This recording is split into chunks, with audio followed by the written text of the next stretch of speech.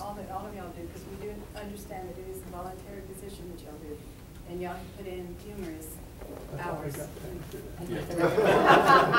did he say? I thought we got paid to do our service. We'll share our big paycheck. You know, and I'll add to that, we're just excited about the next phase as we move into our new fiscal year. Will be about growth and targeting business and industry, which this group should be doing, but we had a long line of work to kind of fix. So it's going to be exciting to start seeing the movement forward as we move, and I want to thank Tommy for helping us resolve a lot of those issues, because he's been the boots on the ground out there meeting with the owners and landowners and working out deals and negotiating things. And thank you, Tommy, for that work, and we're excited about where we're headed. Thank you so much. I have a question for Mr. Rosenberg. Regarding the Bank of America loan, at what point does the council take the decision into their own hands without financial advice? Because I understand, as Mr. Quiroga said, they were not consulted regarding that $500,000 loan. Is there an ordinance or? We had a copy in my files. I think it was a resolution of some sort that was approved by the council. No, I mean, there's no question. It did come to the council. The question, I think, Ms. Castillo's asking is, do we have an ordinance or do we have a resolution that says we must have financial advisors? No, you don't. No. And that's why, you know, some entities end up doing that, because, you know, you don't have to use a financial advisor if you do like a lease of the copiers or something. You know, that's considered a lease. It's a different legal instrument. It's a smaller dollar. Yeah, It's it's a smaller substantial dollar amount. Yeah, but considering the project, that was a small amount. yeah, and usually when our clients call us and they don't want to do a lease because they might think that there's a better interest rate by doing a tax note or something, it's usually like $100,000 and above. You know, they're going to pay it quick. But we've done financings as small as $100,000 for a 5-year tax note or a 3-year tax note or something. So we've done that. But really, you know, it's up to the council. I mean, by law, you don't have to even use a financial advisor. You can just use a bond attorney, and your staff can do the financing. And I was talking about borrowing the money. I was talking about the actual advice. Haven't given other options. What else could have been done instead of putting the city more in debt? That was. Well, we could have sought the advice. Was there legal advice? Did they ask you? There was. I mean, the question to me was it legal to do it? And the answer was yes. It was a legal transaction. I understand, but with other options explored at the time. I'm only bringing that up because as we go forward, I think we need to think about those things rather than just going and borrowing money. I agree with you. Yeah. I think that every time that you have to make a decision whether to borrow or not, there has to be a comprehensive analysis of your revenues and expenditures in the city. And that should be provided by your comptroller or the finance director, whatever position that you have in the city, will provide you that information to let you know, yes, we can afford to make a payment, or I cannot give you that information, but we can notify our financial advisor and they will give us that advice. And I think that's what didn't happen back then. But Mrs. T, what we're trying to do in the future is that we've alerted Victor in reference to what's going on with Phelps, what else is going on with our USDA loan, that dollar amount that he needs to know in reference to that. We provided him electronically with letters and things such as that in reference to our audit. So in the future, what we want to be able to do is definitely connect and to be here. And because of the spring, we're going to definitely try to start earlier on our audit so he can come out early enough. And I'm quite sure he'll come out again because we walk us through this process. Because the mayor was having some people's nice but they made no payment. Right. So we want to be able to show that it's happening, it's here, and to walk us all through that so we can make sure we make that. But I heard you say very quietly, that's why we can't do it in one small loan. So the small loans do hurt us, even for vehicles and things such as that. Yes. So those small ones we have to be careful of. Exactly. And there was another loan that was done last year, 2013, for the police car, the government capital. It was that, and he was not advised. He didn't know. So I'm just right now gonna provide him with all that documentation of that loan also, so he knows what's out there. And as he commented to me, is that even those small amounts It's not that we necessarily want to require his services to get a loan, but he'll let us know, well, that's a high rate. Maybe you should go this route so you can get a lower rate. Because Or not borrow the money if it's gonna affect you overall. Exactly. Here's the problem that I think we have, we go without Victor or go without whoever Victor's replacement might be, if it's not Victor. And the problem is that there's a reporting process. Help me with the initialization of who we report to on. SEC. Well, it's not the SEC, it's that little agency that's statewide that goes to the The SEC. Municipal Advisory Council. The Municipal Advisory Council. And the problem we have is every time we take a small loan, it's not so much that the small loan's a small loan or that it's a small amount, it's the fact that you had the need to take it. To me, that's the significant issue. What do you mean by the need? I mean, You didn't pay cash. Then we should not. Like Okay, home income. that's the troubling part, and that's not a legal question, that's just a fiscal question. You know, when I buy something on a credit card where I could have paid for it by cash, you know, Andy may say something to me about it, or he may not. Okay, but obviously, if I buy something on credit, as opposed to paying cash for it, if somebody looks at a long-term, year in and year out, they're going to suggest that, you know, why is this credit card being used when it could be paid or should be paid cash? And that reporting process, we've never triggered that I know of. But I think when he gets those reports, there's going to be a suggestion, not so much that is this a provident transaction or not.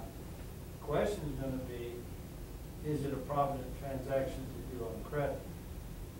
And that's the important thing for me that Victor ought to be tied into, and I don't mind preparing something or putting a resolution together or something that says another directive, if we want to do it that way, that says we don't do any borrowings, you know, without financial advice or however you want to frame that. And that's what I'm after. I think we need Yeah. that, Lou. And that's the other reason, if I can make the suggestion, that I think we've got two fiscal people that need to talk occasionally.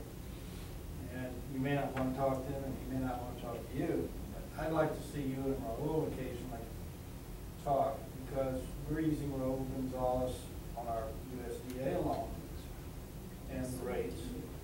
And I've worked with Raul now for 4 years, I guess, on various projects.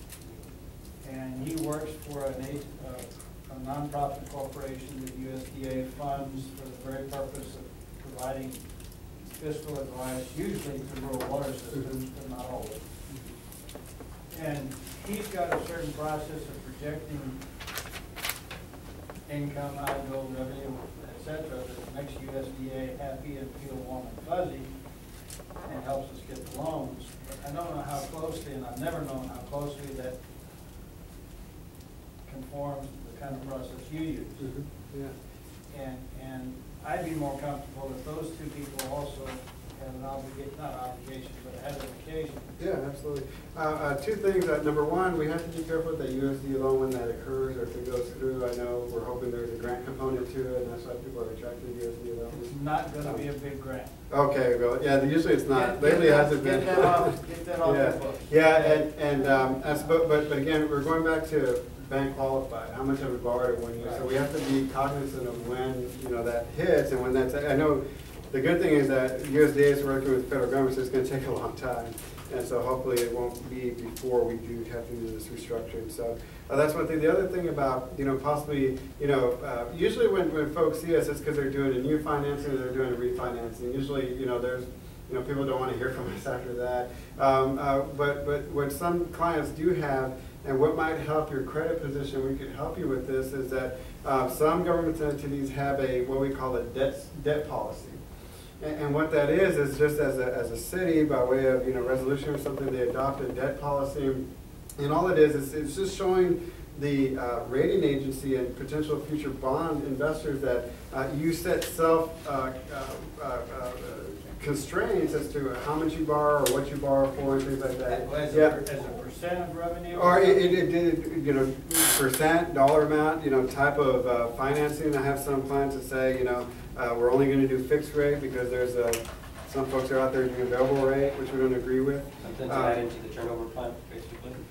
You know, it's usually just separate. It's separate. Yeah, we could help you with that, but I bring that up because it does show more prudence by way of policy to the financial institutions, S&P, that you're cognizant that you have these limitations and you've kind of self-directed yourself that you're going to stay within these limitations. But I bring that up for that one reason, because it could help you with your credit standing with Standard & Poor's. It does put some self-constraint where maybe the taxpayers may feel comfortable too, as well as more comfort with the council. But number three, in that, what's common is that you're going to have your financial advisor, or whoever you're working with, whether it's me or somebody else in the future, come to the council at least once a year, and maybe not be as extensive and talkative as I was on this presentation, but at least show you, okay, well, this is where we're at, we're out of debt, you know, and this is what we need to do to improve things, or, you know, we shouldn't be doing borrowings, you know, something like that, where it has in the policy that you're going to have your financial advisor come in front of the council at least on an annual basis to give you an update on your debt position, basically, and how you're following. The other thing also, just a suggestion, is not only debt service policy, but what a lot of these rating agencies like to see is also a reserve fund policy, that as a council, you all are in agreement, again, by way of adopting a policy, that we're going to have as our goal a minimum reserve amount, and that usually it's a percentage of expenditure. What rating agencies like to see is that you have a rainy day fund or reserve fund of, you know, about 30% of your annual expenditures is what they kind of like to see. The higher you're above that, the better rating you're probably going to get on the rating. That's part of our turnaround plan. Yes, ma'am. Yes, ma'am. And so those are just kind of suggestions, and that, you know, not only the turnaround plan, but even folks that don't have a turnaround plan or may not need it, they have these certain policies probably in place, not because they need self-policing, but more because they want to show to the investing public and as rating agencies that, you know, they're cognizant of their limitations and they don't want to go beyond those limitations and get sitting in their line.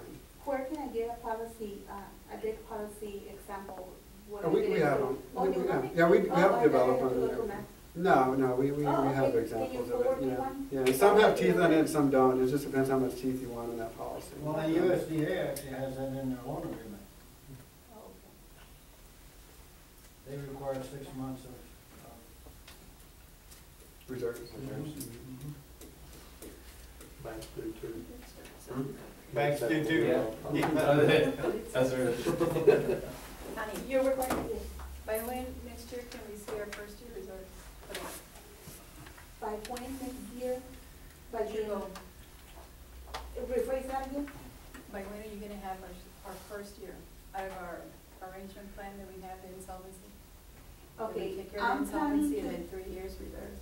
okay, I'm planning to get the city out of the 3 debt months. on 2014. And then on 2015, I want to have at least 90 days on reserve, at least. And then from there on, we continue building it. But we have to continue being conservative on our budget, continue keeping the budget where it is right now, if not a little bit higher, because the city does have a lot of needs and a lot of equipment that needs to be replaced. But if we can work with the reserve to purchase those needs cash instead of going into debt, and then we have a greater opportunity to build that fund balance.